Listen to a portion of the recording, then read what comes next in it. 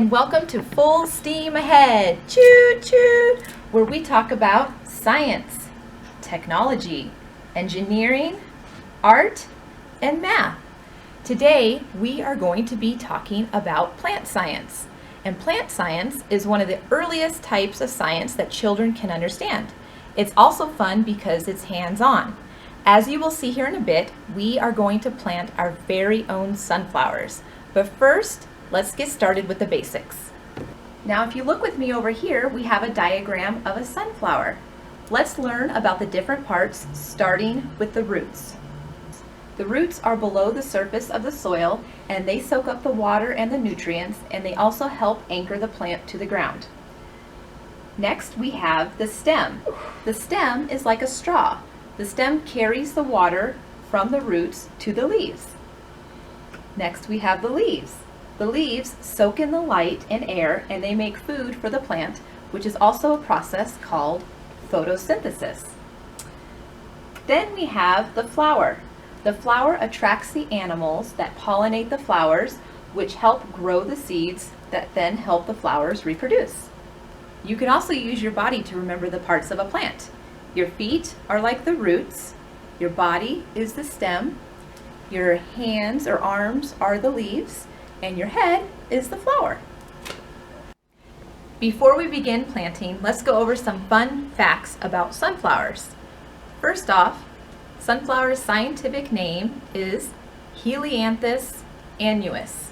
That comes from the Greek language where helios means sun and anthus means flower. Hence we get sunflower. There are over 67 varieties of sunflowers. Today we are going to be planting mammoth sunflowers. Mammoth sunflowers can grow as 12 feet tall. Some sunflowers can grow as tall as 18 feet. That's as tall as a giraffe. The sunflower's average life cycle lasts about 4 months. You can plant them in the spring and then they die in the fall. And then, once the flowers wilt, you can then reuse the seeds to plant them again the following season. Sunflower seeds are useful for many things. Not only are they food for birds and different animals, but humans can eat them too. They are also used for cooking and making sunflower oil. Bees and butterflies are also attracted to sunflowers because they produce nectar. Now, I think the most interesting fact about sunflowers is that they are the only flower to follow the sun throughout the day.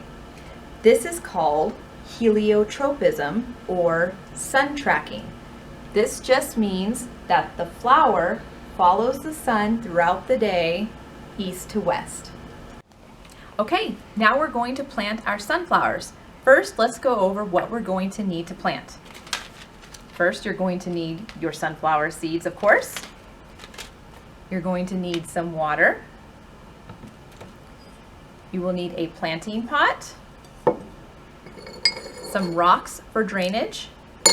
You will need your soil. And then, if you don't want to get your hands dirty, you can also use some gardening gloves. Okay, so first we got our pot and the little saucer. And I'm going to take the rocks and I'm going to kind of layer them here on the bottom of my pot, which is going to help with drainage in the soil, just like that. Okay, now we're going to get our soil and we're going to fill up the pot pretty full, maybe about an inch or so from the surface. I'm going to fill it up.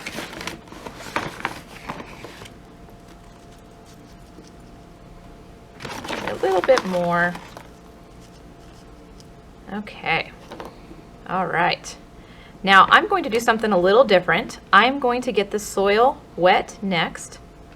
This is going to help make the germination process a little bit easier. So let me get that nice and damp. Okay. All right. Now we're going to take our seeds. We have 2 seeds. And I'm going to poke 2 holes in the soil, about an inch. So there's 1, and we have 2. And I'm going to spread them out a little bit so they're not too close together. Okay, now I'm going to take each of my seeds.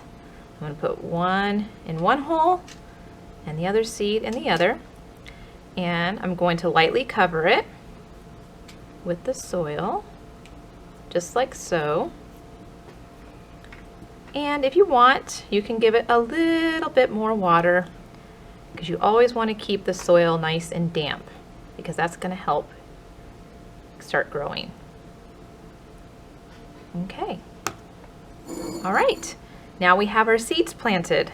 That was pretty easy, right? Okay, now that you got your seeds all planted, you're going to want to put your pot into a warm location in your house. And then when your seed begins to sprout and emerge from the surface, then you're going to want to put it in a sunny location because it loves the sun. And you're always going to want to make sure that you keep the soil nice and damp. So you're going to have to water it every day, okay? And then after about 2 to 3 weeks, your sunflower will start to look like this. And then when it gets really big, you can either transplant it into a pot, or you can transplant it into a hole in the ground somewhere outside of your house where you can watch it grow. Thank you for joining me today on Full Steam Ahead. I hope you had fun planting, as much fun as I did. Remember, if you have any questions or want to find any more information out about planting or gardening, sunflowers, the library has a great array of different books, so come see us, come say hi, let us know how your gardening and sunflowers are growing, and I hope to see you soon. Bye!